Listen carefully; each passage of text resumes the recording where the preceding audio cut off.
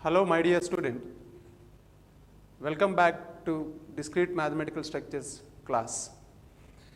In the previous lecture, we have discussed about mathematical logic. In that lecture, we discussed what is logic, what is mathematical logic, and different things which we discussed in mathematical logic. So this is the summary of the previous lecture. We discussed initially what do you mean by a logic, what is the importance of logic, and then we discussed about what is mathematical logic, where we can use this mathematical logic, and in that we discussed what are the different types of mathematical logic, like propositional logic. The one type of mathematical logic is propositional logic. And what do you mean by the propositional logic? What is the syntax of the propositional logic? How to convert the given English sentences into the form of a propositional logic? So that what is the syntax? That means how to write the sentences using the propositional logic. Statements. In that syntax, first we discussed about what do you mean by a statement or a sentence. There are two different types of sentences, like atomic sentence and complex sentence. So atomic sentence is a single sentence and complex sentence is a combination of or compound of what? Atomic sentences. So to get the truth value of a compound sentence, we need a truth table. So in the next, how do we connect these atomic sentences to get a compound sentence? That is for which we need a connectivity. Such a connectivity in propositional logic is called logical connectivity. What are the different types of logical connectivities? Already we discussed in the last lecture, like negation, conjunction, disjunction, implication or conditional, by implication or by conditional. So these are the different logical connectivities which we discussed, and we discussed about the truth tables also. And then we discussed about in that truth table, important thing, how to construct a truth table for different compound sentences. And when you say that this compound sentence is a tautology, or when you say that this compound sentence is a contradiction. If for every truth value of the compound sentence, whatever you are going to take, the last column of that compound sentence will give you true, then it is called a tautology. If all the values are false, then it is called a contradiction. We discussed in the last class, and we did some of the examples, and we proved some of the examples in the last lecture. And contradiction, and then semantics. What do you mean by a semantic? Means the proper meaning of a sentence. In propositional logic, these semantics are also called well-defined formula. So to know that whether the given formula is a well-defined formula, before that we discussed what is the operator precedence, which operator we have to use first. Whenever you have a combination of 3 or 4 operators like logical connectivities, which operator we have to apply first? We discussed already in the last class. Based on that, we are going to construct a statement, even though it is not in the form of well-defined formula. Based on the precedence of operator, we can make it into what? A well-defined formula, and then we can construct a truth table for that. That is the importance of semantics of propositional logic. Now, after discussing all these topics under mathematical logic, under propositional logic, one of the type of mathematical logic, the next part what we are going to discuss here, it is that logical equivalence. A compound sentence is said to be equivalent to another form of compound sentence. How do we know that? How do we say that? So that is what we are going to say, that in logical equivalence. So in logical equivalence is one of the important feature of propositional logic. And what we are trying to discuss under this logical equivalence is, we are trying to prove that two compound sentences, you will given two compound sentences, and you need to check that whether these two compound sentences are logically equivalent or not. How do we check it? That is the first one. So under the checking of this, first what we have to do is, we have to check it by using the truth table. So how do we check it? By using the truth table. And then we are going to discuss about logical equivalence laws.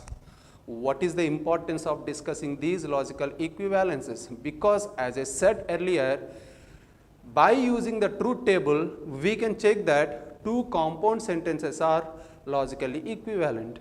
But why should we go for logical equivalence laws? That point is very important, which we are going to discuss.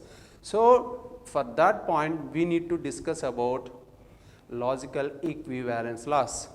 What are the different types of logical equivalence laws in propositional logic, and how these logical equivalence laws can be used to prove that two compound sentences are logically equivalent. These are the things what we are going to discuss in this particular lecture. So let us start. What do you mean by logical equivalence? So logical equivalence is, as I said, it is one of the important feature. Why? Because whatever the laws, whatever we are going to discuss under this logical equivalences, which can be used as inference laws in theory of inference of propositional logic. That's why it is one of the important feature of propositional logic. And the definition of logical equivalence laws tells us that propositions are logically equivalent if and only if the truth tables, so this is very, very important, truth tables of two compound propositions are identical. That means, suppose I am giving that a compound, suppose I am giving you that P implies Q. I am saying that this compound sentence, this is a compound sentence connected by implication. This compound sentence is logically equivalent. So the symbol which we can use to denote two compound sentences are logically equivalent is, this is the symbol we can take. So this, by using this symbol, we can denote the logical equivalence. In some textbooks, it may be given or like this also. In some textbooks, it may be given like this also. So any one symbol we can use. Generally, we are going to use this symbol to check that whether both are logically equivalent.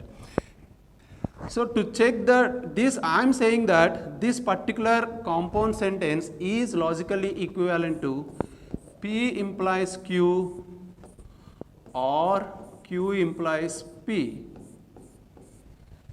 P implies Q or Q implies P. Just whether it is correct or not, we don't want, but to know that this is the one compound sentence and this is the another compound sentence, and to check that whether these two are logically equivalent, what we need to do, first construct the truth table of this. Whatever the truth table you are going to get, the last column, you are going to take the truth table like this. You can take the truth table P, Q, and P implies Q, implies and implied by Q, sorry. So construct the truth table for this, and some truth values you are going to get here. Similarly, construct a truth table for P, Q, P implies Q, and Q implies P, and P implies Q or Q implies P. Again, you will get some truth values here. Check that whether the truth values of first compound sentence and truth value of the second compound sentence, the last column of these two compound sentences in the truth table, if both are equal, then these two sentences are said to be logically equivalent. That is the definition of logical equivalence. I hope it is clear for you. So this is how we can define, and it is denoted by, as I said, so logical equivalence is denoted by this symbol. This is the symbol which we can use to denote logical equivalence. I am giving you one example, a small example, which is how do we check that the two compound sentences are logically equivalent. So now what I need to do here, this is the first compound sentence and this is the second compound sentence. I want to prove that these two sentences are logically equivalent or not, for which what I need to do, I need to take A, B, negation A or B, negation A or B, and A implies B. So like this, I need to construct a truth table for the two given compound sentences, and I need to check that whether the truth values of the two compound sentences are equal or not. Then only we can say that they are logically equivalent. So now here, because there are two variables, true, true, false, false, true, false, true, false. So true, true, I am going to take the negation of A here, you will get false, false, true, true. So negation of A or B, true, false, it is true, false, false, it is false, true, false, it is true, true, sorry, it is true, true, false, it is true. So this is how you will get negation of A or B. Now coming to A implies B. So as we know that by the logical connectivity of implication, this will be false. When A is true, B is false, it will be false. If A, then B. If A is true and B is false, then implication of these two is false. In all other cases, it will be true. So we already discussed in the truth table for this. So true, true, it is true.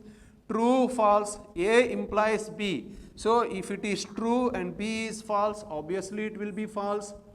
And false, true, obviously it is true. And false, false, it is also true. So this is the case for what? Implication. Now you check the truth table of negation of A or B. Or true, false, true, true, and A implication B. This is the last two columns of the compound sentences. This compound sentence and this compound sentence both are same. Therefore, what we can say, A implies B is logically equivalent to negation of A or B. That means whenever you want to prove some sentences, if you want to convert implication in terms of disjunction, then you can use the formula A implies B is equal to negation of A or B. It is very useful when we are proving the sentences. We will discuss later. So this is how we can construct a truth table. So what is the difficulty? This is because I am taking only two propositional variables. One propositional variable is A, another propositional variable is B here. If suppose the number of propositional variables are going to increase, as we know that, suppose if I can take three propositional variables, what will happen? You will get 8 rows, 4 different propositional variables, you will get 2 to the power of 4, that means 16 rows. As the number of propositional variables are going to increase, the number of rows are also increase in the truth table. Leave it the part what we are going to get the truth values. Just you have to take the first two one, A, B, C, D. Then how many rows you will get here? You will get 16 rows you will get. If A, B, C, D, E, suppose 5 propositional variables are there, how many rows you are going to get here? 32 rows you will get. So as the number of propositional variables are going to increase, the number of rows of the truth table also going to increase. In such case, what happened? If you miss any truth value, or if you write instead of true, false, or instead of false, true, something, or if you repeat any truth values, same truth value, first truth value, whatever, true, true, true, true, true is there, true, false, false, false, true. The same row, if you repeat again somewhere else, what will happen? The entire process will give you wrong information. So, as the number of propositional variables are going to increase, it is not possible to prove that the two compound sentences are logically equivalent. It is not possible. It is not, what I am trying to say, that it is very difficult to prove that those two compound propositions are logically equivalent. In such case, what is the better way of proving the two compound sentences are logically equivalent? So, to do that, we have to know about logical equivalence laws. This is the one of the law. So, A implication B is logically equivalent to negation of A or B. So, like that, we have different laws are there, and using those laws, we can simply prove that the given compound sentence is logically equivalent to the another compound sentence. So, that is why whenever there are only few variables like 2 or 3 are there, it is obviously better to go with truth table. But the number of variables are going to increase, then you need to apply logical equivalence law. So, that is the importance of logical equivalence law. I hope it is clear to you. Now, coming to the case of logical equivalence laws. The first law of logical equivalence is identity law. What is identity law? So, you can take a propositional variable, this is a propositional variable P, and T indicates, always in these laws T indicates tautology, remember that, and F indicates contradiction.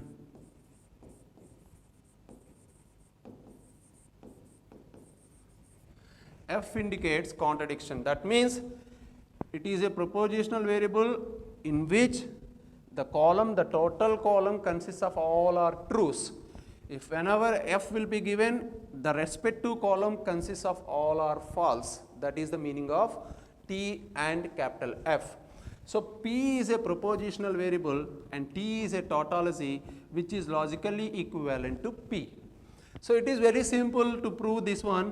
When you take T is true, and because this is always true, because only a single variable is there here, if it is false, again because it is a tautology, so we can take that respective column, all are true values.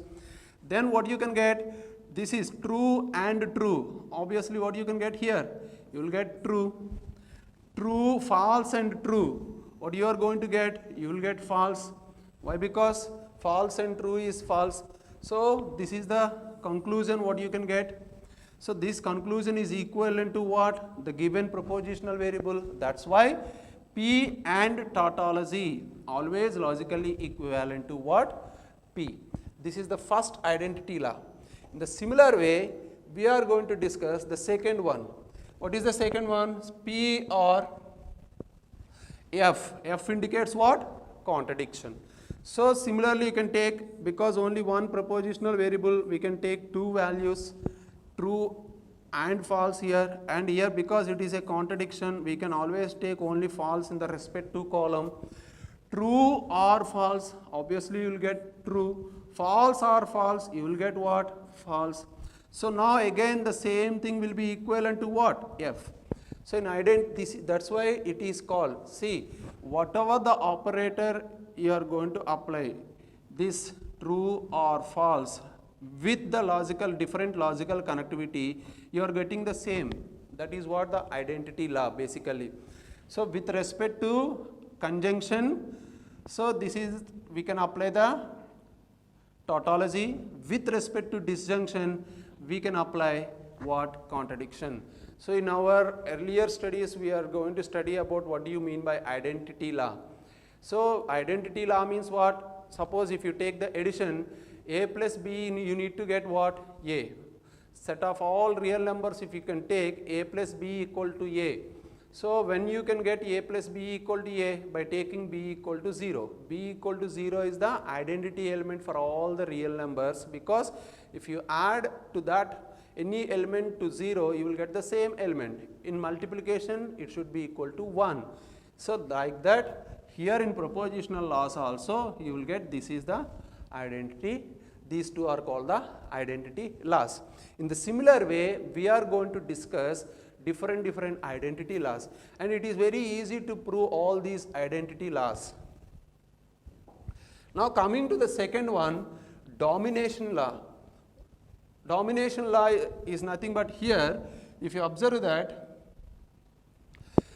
the same P or true. In the previous case, we have taken P and true here in identity law. Coming to the domination law, we have taken here P or true. So P or true is equal to, tautology is equal to tautology. P or tautology is equivalent to what? Tautology. Why? Because it is or. Just you can take true, false, this is true, true. So true, true, you will get true, and false or true also will get true. So all are same. So therefore all are true, all true values you are going to get. Therefore it is called a tautology. It is a domination law. Domination law means here the tautology dominates the given propositional variable and getting the same values. In the similar way, if you can take the another domination law by taking the introduction, this is here P or F contradiction, but here we are going to take what? P and F. So what it is logically equivalent to what? By definition, it should be equivalent to contradiction. So let us check true, this is false, and what here, because it is a contradiction, the respective column consists of false values. True and false, obviously it is equal to false. False and false is equal to what? False. Because of this, see here, even though what, irrespective of the propositional variables, if you apply a disjunction with two, what tautology, you will get the tautology. Here you can get what? Contradiction. So these two laws are called dominance laws, and these two laws are called what? Identity laws and dominance laws. In the similar way, there are different types of laws are there. Let us try to understand. So next one is idempotent law. P or P is logically equivalent to P, and P and P is also logically equivalent to P. I think you might have studied idempotent law in your matrices. A square is equal to A. So that is called, there in matrices, if you multiply the two matrices, you will get the same matrix, then it is called idempotent. But here in the same way, whatever you are going to take, either disjunction or conjunction, you will get the same propositional variable applied. P or P, P, P and P, also what? P. So this is what? Idempotent law. The next one is double negation law. Double negation is nothing but we are applying what? Negation. Here negation of P. Two times we are applying negation to the given proposition variable. That's why it is called double negation, and it is always equivalent to P. This is very simple to prove. You can do it. Now coming to the next one, commutative law. P or Q is logically equivalent to Q or P, and P and Q is logically equivalent to what? Q and P. This is, we know very well about what is commutative law. In our set theory also we discussed about commutative law and associative law. All these laws we discussed in our set theory. In the similar way, basic laws of set theory, whatever the laws we are going to apply in set theory, the same laws also we are going to take, and these laws, those laws, what we can call here are logical equivalence laws of propositional logic. That is what? Law, associativity law. So with respect to disjunction as well as with respect to conjunction. So this is what? Associative law. P or Q or R is logically equivalent to PR, QR, R, and P and Q and R is logically equivalent to P and Q and R. So these two laws are, you know very well about these two laws which we already discussed in the set theory. So no, otherwise, how do we prove that these two are logically equivalent? Just construct the truth table for this and truth table for this.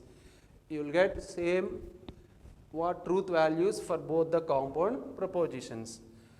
Now coming to the another laws, distributive law, which is very important law, and this distributive law already we discussed in set theory also. Distribution of what? Union over intersection, distribution of intersection over union.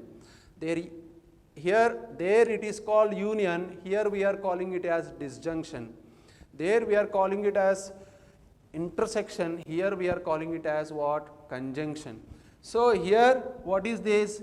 Distributing disjunction over what? Conjunction.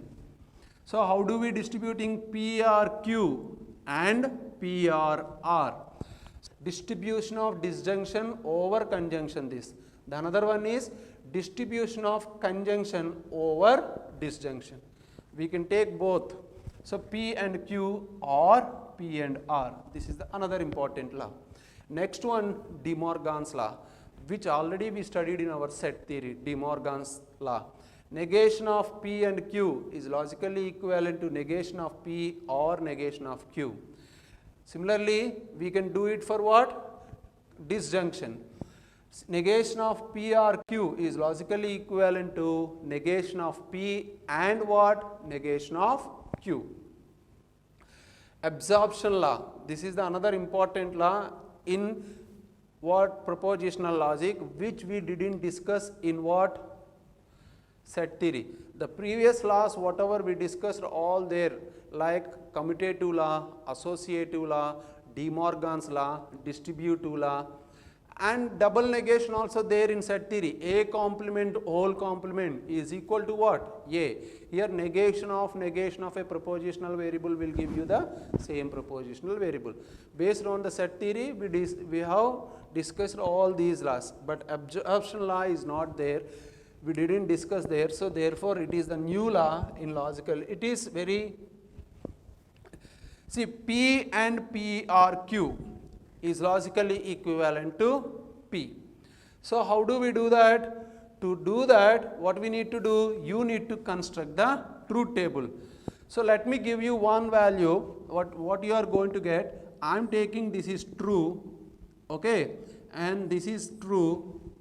What do you need to get here? If it is true, so suppose the first one, P is true, PRQ. First you have to construct the PRQ. What is true or true? What you can get by for this compound? I am going to get true. True or true? You will get true like this. So true or true, you will get true. Then true and true, you can apply to this and this one, and what you can get? You will get what again? It is equal to true. Like this you are going to get. So again we get the same. Just I have taken one truth value to prove that whether it is logically equivalent to the given compound, the given propositional variable P or not. In the similar way, you have to take, because here two variables are given, you have to take 4 rows and then check that whether it is logically equivalent or not. It is very easy to check. I have done it for only one truth value. So similarly, P or P and Q, just like conjunction and then disjunction. Here disjunction and then conjunction. Whatever you are going to apply, so finally you will get the what? The propositional variable P only. So this is called absorption law. And negation law. This is another important law. Negation laws are nothing but P or negation P. We are going to take P and its negation P and apply disjunction as well as conjunction also. First we can apply disjunction. P or negation P. True I can take, or negation P means what? You can get false. If you take false, or you will get here it is what? True. So then what you are going to get here? True or false is true, false or true is true. So you will get a tautology like this. T indicates what? Tautology. So you will get tautology. So this is called negation. That why it is called negation? We are taking a propositional variable and applying its negation by using disjunction as well as by using conjunction. This is by disjunction. Now what you will get when you can apply conjunction? P and negation P is logically equivalent to what? Contradiction. Why? Because if you take P is true and negation of P is false, true and false is false. Similarly, if you take P is false and this becomes true, false and true is also equal to what? False. Therefore, you will get a contradiction. This is called negation law. So these are the laws what we discussed till now are based on what? Negation, disjunction and conjunction. There are other different laws are there based on what? Implication and also by implication.